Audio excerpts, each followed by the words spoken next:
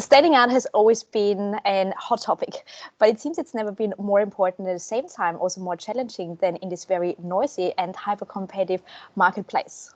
But there is a way how to not only become distinct, but to eventually become an icon. And today we are joined by somebody who is not only very distinct himself and an icon, but he's literally the globally recognized authority on how to create distinction for organizations and individuals to attract and retain customers and employees. Scott McKain is joining us today. Thank you so much for having me. I appreciate it. It's great to see you again. Even if it's virtually, it's great to see you one more time, Petra. Thank you for having me today. It's such a pleasure. I had the honor of seeing you live in San Diego a couple of years ago at the Social Media Marketing World. And your title was How to Become Iconic. And I'll be honest to say, I was a little bit worried about the title because I thought, who can be iconic? But you know what? I'll go in and have a listen anyway. And you know what? I got hooked straight away for two reasons. Your story, how you actually got into researching the topic distinction, and then also your very solid framework, which I would love to discuss how we can actually get there. But sure. For those who haven't actually come across you and have lived under a rock, can you give us a little bit of a backstory as to what got you into the topic of distinction? Well, I appreciate you asking, and thank you for allowing me to share it. I had been working as a professional speaker, and I was there are a lot of folks that are like what I was early in my career. I would speak about anything. Somebody'd say, "What do you talk about?" I said, "About an hour." What do you want me to talk about? I worked very hard on the skill of presentation, presentation skills. But I really didn't have a main thing that I talked about. I had humorous speeches that were motivational speeches, but I didn't really focus on any particular topic. And then, unfortunately, sadly, my wife developed ovarian cancer. I had to put my business on hold for a couple, 3 years and be the caregiver and take care of her.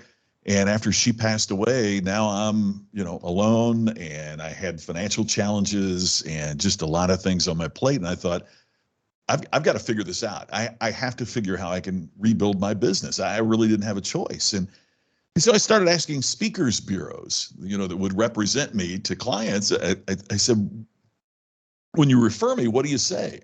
Jeff Bezos of Amazon fame said, your brand is what people say about you when you're not in the room. But obviously that means you can't hear it. You're not in the room. So the second best thing is to say, well, when you recommend me, what do you say? And their answer almost universally was a good speaker and a really nice guy. Well, I work really hard to try to be a good speaker, and I want to be a nice person. I want people to think I'm a nice person, but that's not what will benefit my clients. They're looking for meaning and content and something that will help them improve their businesses. So I thought, I've got to learn how to stand out.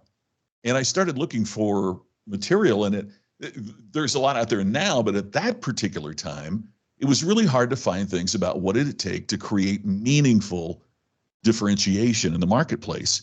So I had that blinding flash of the obvious. I thought, if it's that hard for me to find this out, what's the chances that there's other business professionals like I am that could benefit from the same material? So I started doing some really diligent research on what did it take to stand out. And one of the things I tried to avoid was the stereotypical examples, of Amazon, Starbucks, Apple, the ones that everybody talks about. And I tried to find some examples of smaller businesses or less known organizations that have found amazing ways to stand out. And so that's been a real privilege and pleasure as well, is to see that many of these organizations that I'd studied and I'd written about not only continue to stand out, but have expanded their presence even beyond the time that I first started writing about them years ago. So I try to practice what I preach. I try to put into play in my own business the things that I'm talking about. And I think that's been responsible for the growth of my small business as well. Absolutely. And as I said, you're kind of ahead of the time because, yes, this topic has always been a hot topic. Everyone was interested in how to stand out. But over the last 18 months, we've all gone online and it seems it's so crowded. It's so competitive. So just being better isn't good enough anymore. And you even tackled, years ago, the book From Good to Great and said, you know what, it's not good enough to be great anymore these days. And it's also not better to be different necessarily, but you need to be distinct. Can you give us the explanation as to what is the difference between different, distinct, to eventually become iconic? That's a great question. I'm really glad you asked it, because I heard a speaker the other day say different is better than better. And I don't think it is. If I slap every customer in the face, I'm different. It doesn't mean they're ever going to come back, and they're sure not going to give me a good reference. Differentiation means there's something different about what we do. But to me, distinctive and creating distinction is about doing something that's not only unique in the marketplace, but has real value for your customers. It makes you the go-to place where your customers want to do business. There's something about you that not only provides differentiation in the marketplace, but even more importantly, it provides attraction in the marketplace. I truly believe that the customers that we attract are more valuable to our business than the customers that we pursue. So differentiation, we can find something different. We're out there and we're marketing the difference, but it doesn't mean that it's going to continue to add value and meaning for our customers. So true. And I think your topic is so current for both parties, for organizations, obviously, because you have maybe heard the term the Great Resignation. Yeah. Talented professionals dropping out left, right, and center, even without necessarily another job having to go to. But at the same time, they're starting their own business. So we see an influx of small businesses and entrepreneurs. And at the same time, we also see the competition amongst fighting for the best talents. So we have to get better with being distinct. And you have explained 4 cornerstones of becoming distinct. Can you talk us through how to actually go from being same to becoming distinct? You bet. And by the way, Petra, I'm so glad you mentioned about the Great Resignation, because I think a lot of times when we say the word customer, people think we're only talking about those outsiders that buy our products and services. But yet we know we have internal customers as well, and how we deliver for our internal team and the attraction that inspires repeat and referral business, right? It inspires loyalty. That becomes just as important for our internal customers, our team members, as it does for our external customers as well. And one of the things I say to business people sometimes is when they say, it's hard to find people that want to work. And I challenge them a little bit on that. I say, is it that they don't want to work, or they don't want to work for you? I mean, Apple isn't having, right? I mean, Apple isn't having trouble finding people. And that's an overused example, I know. But what we have to do in this time of the Great Resignation, and in this time of an incredible change in terms of employment, is to make certain that we focus on what we can do to attract internal customers as well as external. So the 4 cornerstones of distinction begins with the first one. It's clarity.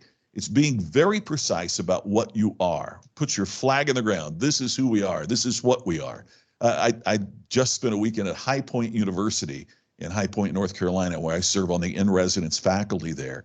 And at the time that my friend, Dr. Nito Cobain, took over as president of High Point University, and I first started getting involved, they had about 1,500 students on campus. Now they have 6,000 students on campus.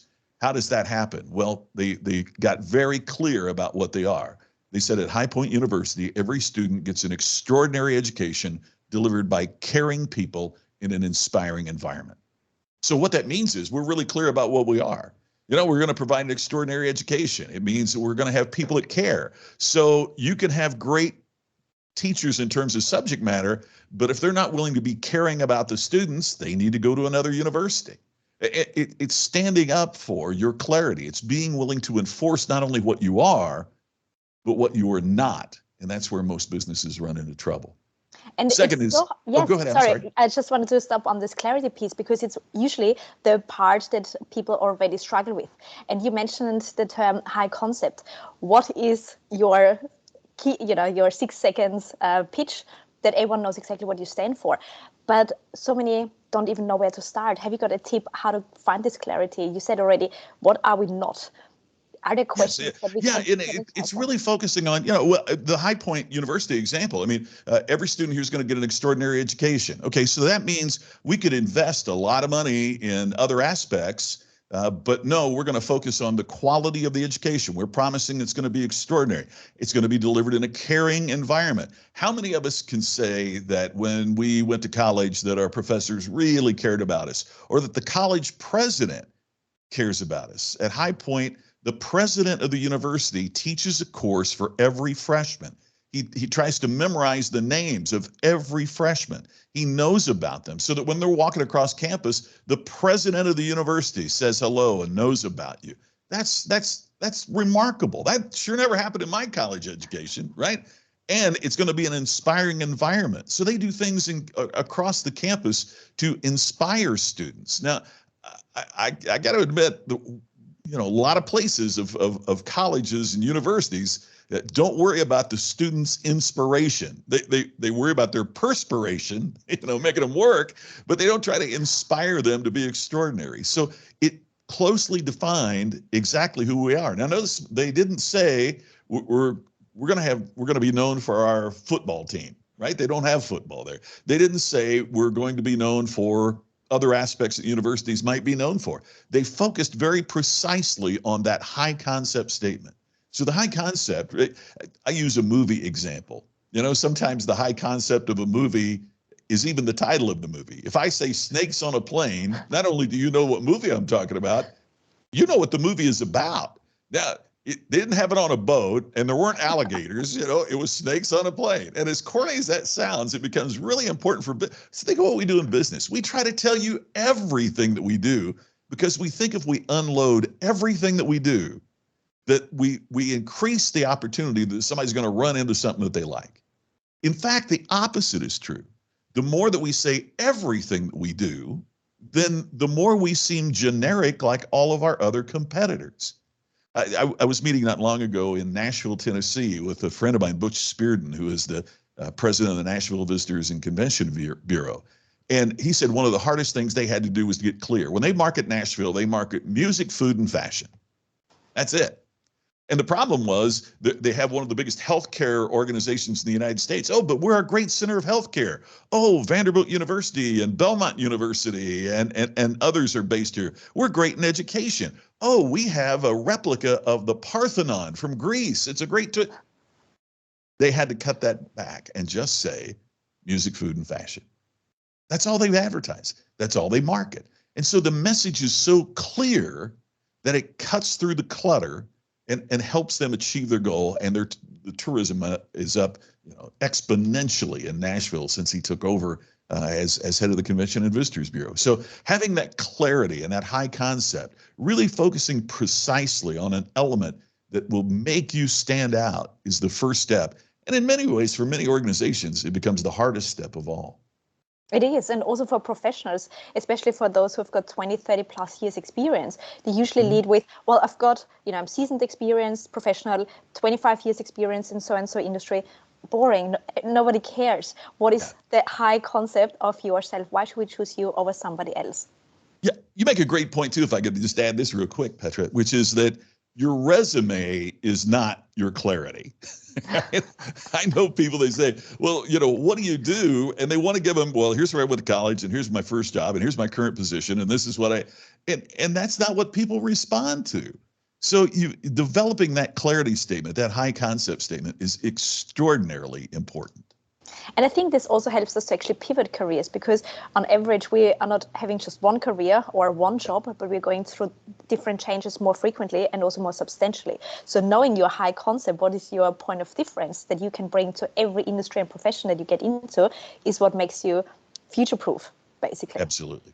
Absolutely. Now, clarity, what is the second cornerstone? Second one is creativity. And originally, this kind of confused me when I started researching this, to tell you the truth. First off, I thought that creativity would probably come first because we've heard so much about think outside the box and be innovative and all that.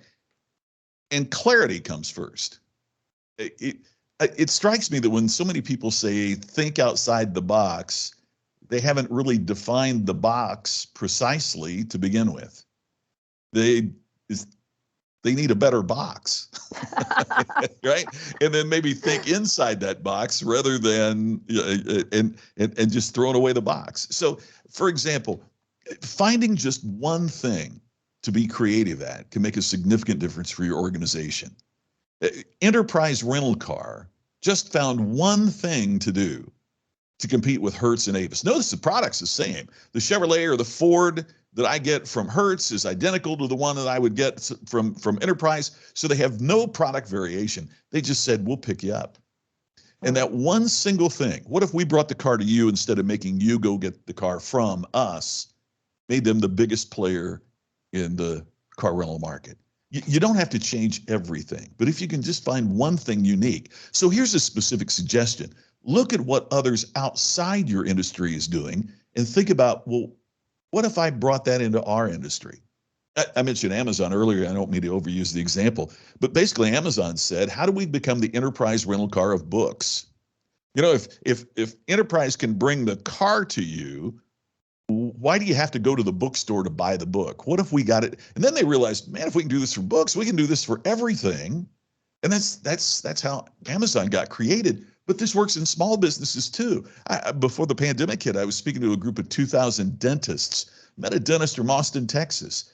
Wondered, okay, how could I become the Amazon of dental offices? Built a trailer with a dental office in the trailer, and you make a reservation, an appointment with your dentist, and the dentist pulls up in front of your house, and the dental office is on the back of the trailer. You walk out of your front door and you walk into the trailer, and you get your teeth cleaned in front of your house.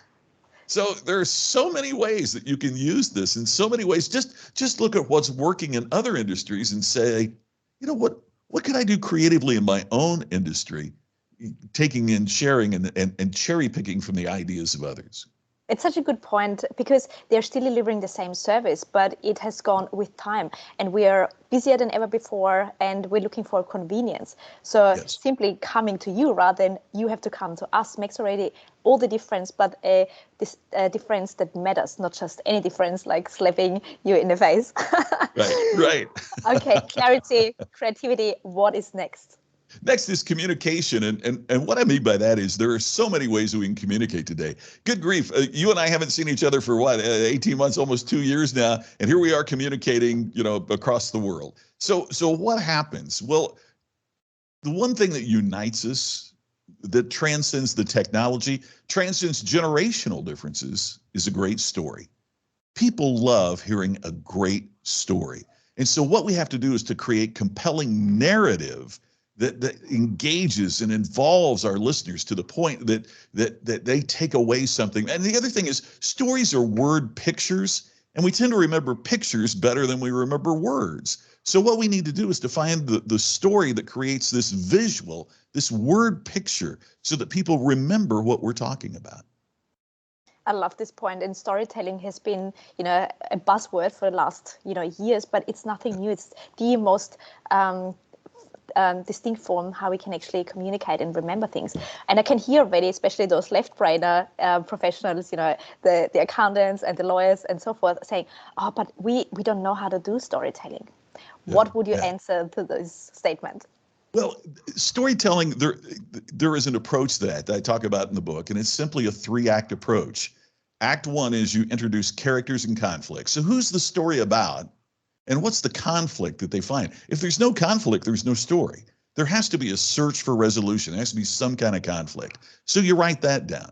Second is Act 2, which is always the longest of the 3 acts. And it's the search for resolution. It's when you're trying things and they don't work, or you struggle with the problem, or you try one supplier and it didn't work out the way that you hoped, or not at the way that you imagined. Or there's always this struggle involved, a search for resolution. And by the way, this doesn't have to be long. I mean, this approach is what Homer did to write the Iliad and the Odyssey in ancient times. And it's what's a 30-second detergent commercial on television now, same format. So it doesn't have to be long and involved. And then the third is the heroic resolution. It's when the customer chooses you and finds the benefits of your product. It's when you find out what you want in your life. It's that thing that ties a ribbon around the package and inspires people to move forward. So just outlining those 3 and using that format, has been proven since the time of the ancient Greeks to be a compelling way to tell a story, even for people who are very analytically minded. It's such a good point, and this is also how we position people who want to especially transition careers. How can you make sense out of your background and translate your expertise in a way that makes sense to the next decision maker, that you are the one and only choice that they can make? So that's a great point. It's very important what you just said, because it personalizes the message, right? Yes. It gets people to, yeah. And my first business book was entitled "All Business is Show Business," and the reason I wrote that is because what we have to do in business these days is not only connect intellectually with our clients and our customers and our employees and our prospects, we got to connect with them emotionally as well. And the only way that we can do that is through compelling narrative and a powerful story. Absolutely. And also some of the future of work skills that are in demand are creativity and communication, because knowledge, degrees, and years of experience have become a commodity. We've got more access to talents than ever before. So how do you stand out? Exactly by that, by telling a story, your story. And it was really interesting because in the Los Angeles Times here not long ago, there was an article in the arts section about the Los Angeles Philharmonic was looking for a new first chair cellist. And they asked the conductor of Los Angeles Philharmonic, was this going to be a difficult role to fill? And his response is, oh, yes, it's going to be hard to find exactly the right person. And they said, so you're looking for a virtuoso? He said, oh, no. He said, virtuosos are a dime a dozen. That really struck me, that the technical proficiency of playing the instrument was no longer enough to qualify you for an extraordinary position. Yet we think that's, if I could just become a virtuoso, I could be the first chair in a Los Angeles film. No, it's what you do above and beyond that. So I'm not suggesting in any way that we don't focus on doing things right. I mean, at High Point University, they do all this, but they better have pretty great professors and classes that educate students and prepare them for the world and help them get jobs when they graduate. You have to do the basic, as we say here in the States, blocking and tackling to make things work out. But it's what you do above and beyond that can separate you in the marketplace. And those stories and that communication is what gets you there. And that's a perfect segue into the fourth cornerstone. Yeah. And the fourth and final one is the customer experience focus. And I'll repeat that's both an external customer and an internal customer as well. But it's the experience. It's how they feel. It's the emotional connectivity. It's focusing on what kind of experiences are we creating, and is it attracting, retaining, and inspiring the people that we engage with in our work. Absolutely. And this is something that we have to rethink. What is a customer? Because a decision maker is a customer. If it's a chair of a board, if I want to get onto a board, it's my customer. If it's a recruiter, it's my customer. Now, for those who haven't necessarily thought about this concept of you having to market yourself, and you also mentioned the word category of one. How can we create a customer experience as a one-man band show who've got 20 plus years experience and now looking for the next thing? That's a great question. I think one of the things that we have to do, and gosh, I took the line, a category of one, from my great friend Joe Calloway. He wrote an entire book on it, and I highly recommend the book. I think what we have to do is to take a look at what inspires us. It's hard for us to inspire others if we aren't inspired. Now, a lot of people say follow your passion, and I agree with that to an extent.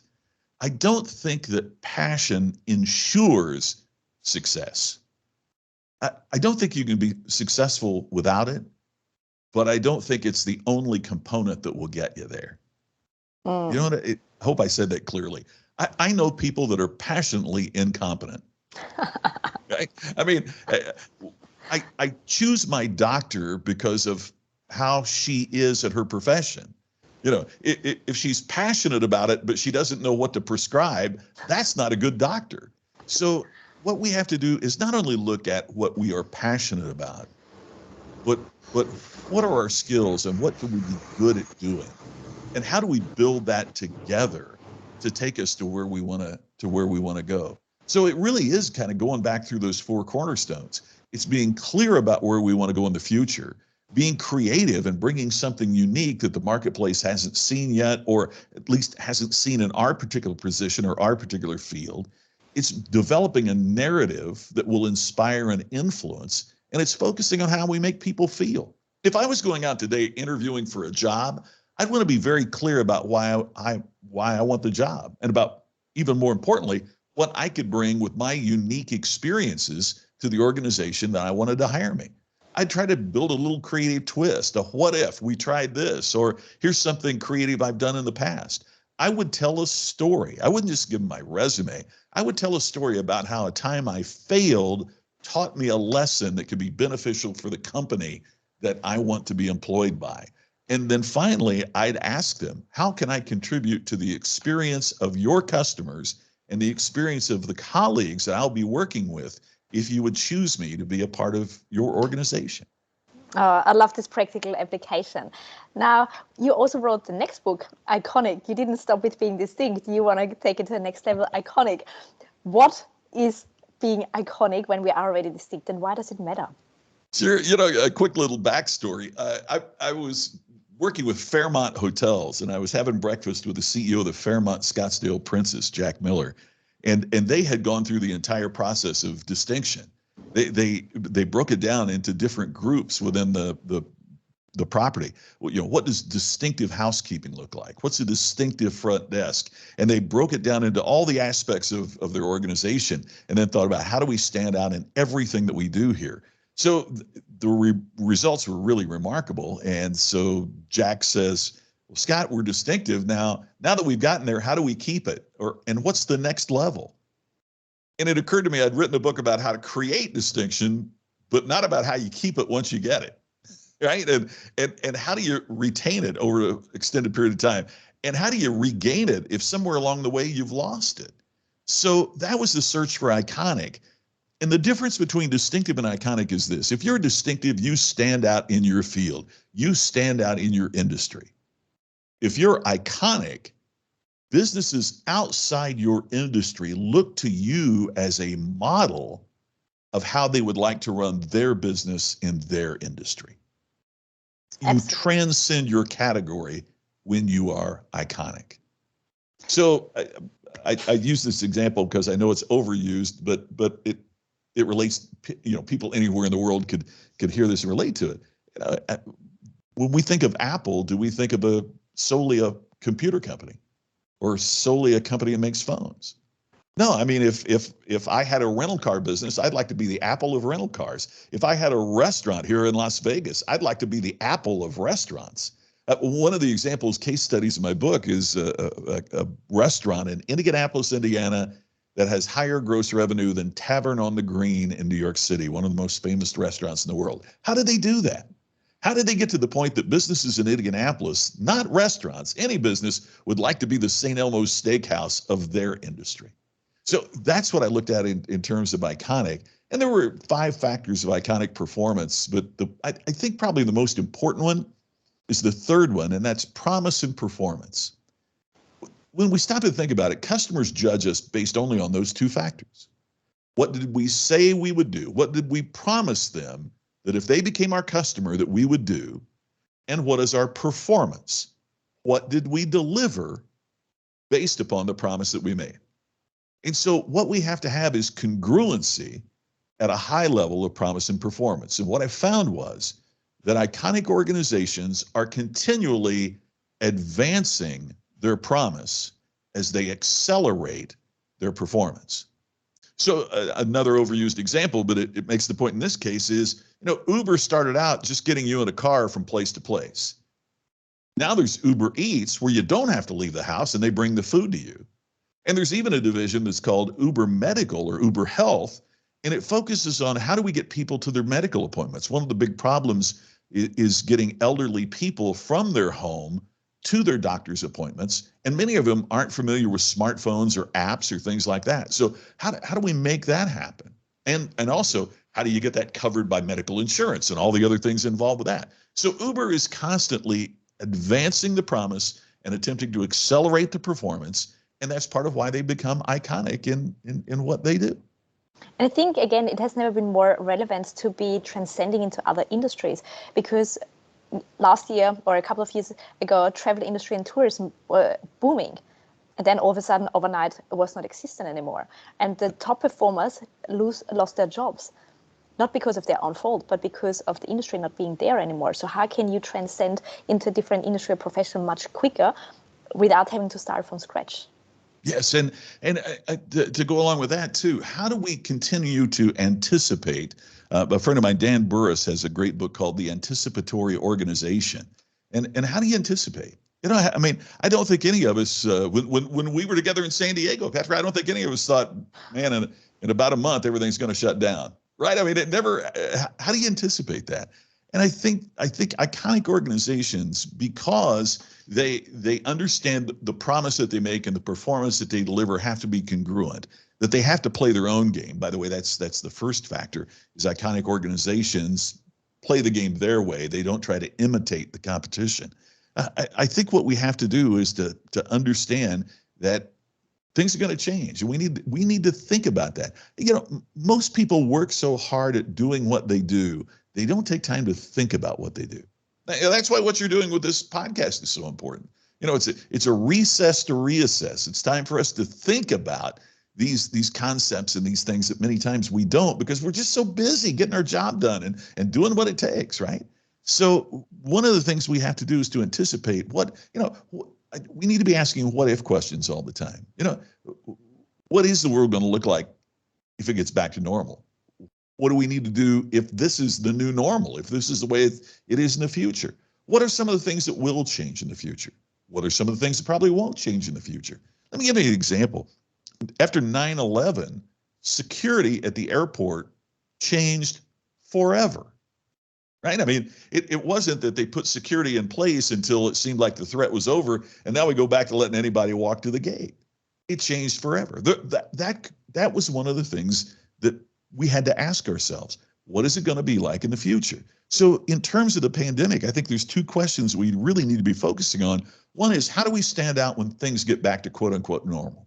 Mm. Secondly, how do we stand out if this is the way it is for the foreseeable future? What do we do?